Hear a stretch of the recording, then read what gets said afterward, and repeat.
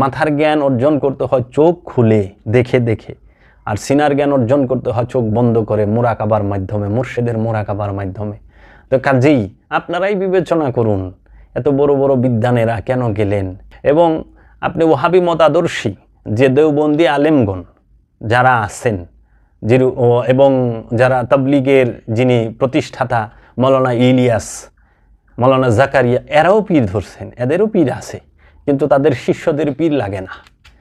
এখন আপনারাই বিবেচনা করেন যে এই যে হাজার হাজার অলিয়া উলিয়াই কেরাম, এই পৃথিবী শুরু থেকে এই পর্যন্ত অলিয়া উলিয়াই কেরামদের একই কথা, সেটা তুমি নিজেকে চিনো, তুমি তোমার রবকে চিনবা, তুমি অলি ছাড়া আল্লাহ পাইবা না।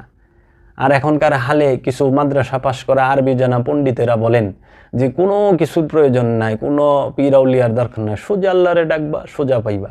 আরে আল্লাহ পাক আল্লাহ রাব্বুল আলামিন নিজেই তো দুইটা মাধ্যম নিছেন তার কোরআনুল মাজিদ পাঠাইতে যায়। প্রথম মাধ্যম হযরত জিবরিল আমিন, দ্বিতীয় মাধ্যম সরকারে দু আলম আবুল কাসেম হযরত মুহাম্মদ সাল্লাল্লাহু আলাইহি ওয়াসাল্লাম। তাহলে ওহির মাধ্যমে পাঠাইলেন, তো রবের কোরআন পাঠাইতে যায়ও তো দুইটা মাধ্যম নিলেন।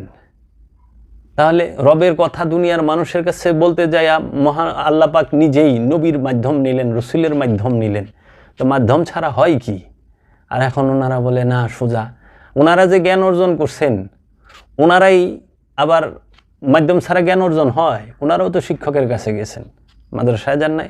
আবার একটু খেয়াল করবেন, ওনারাই বলে যে কোনো পীর অলির কাছে যাওয়ানোর দরকার নাই, সোজা আল্লাহরে ডাকবেন। কিন্তু ওনারাই আবার কোরআন হাদিসের ব্যাখ্যাকরণের লেগে নিজেরাই গুরু সাইজা বই রয়েছে মসজিদ মাদ্রাসার মধ্যে।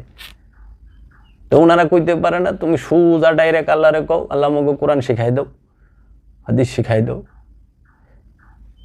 ওনাদের কাছে ঠিকই যাইতে বলেন। তো যাক, অনেক কিছুই বলার ছিল, এগুলোর বিস্তারিত ব্যাখ্যা করলে অসংখ্য। যদি কারো জানতে মনে চায় আমাদের দরবারে আসবেন, কালান্দার বাবা জাহাঙ্গীর মাদ্দা জিল্লুহুল আলীর দরবার, কেরানীগঞ্জ চুনকুটিয়া চৌধুরীপাড়ায় ডাক্তার বাবা জাহাঙ্গীর মাওলার দরবার, ফুগুন্নি দরবার শরীফ। এই দরবারে আসবেন, এইখানে হেদায়েতের বাণী পাবেন আপনি।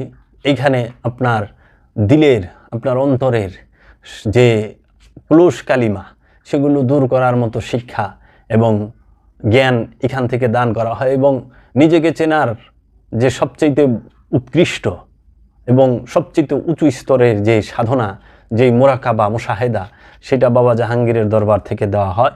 এবং বাবা জাহাঙ্গীর নিজেই একটি ধ্যান সাধনার স্কুল প্রতিষ্ঠিত করেছেন।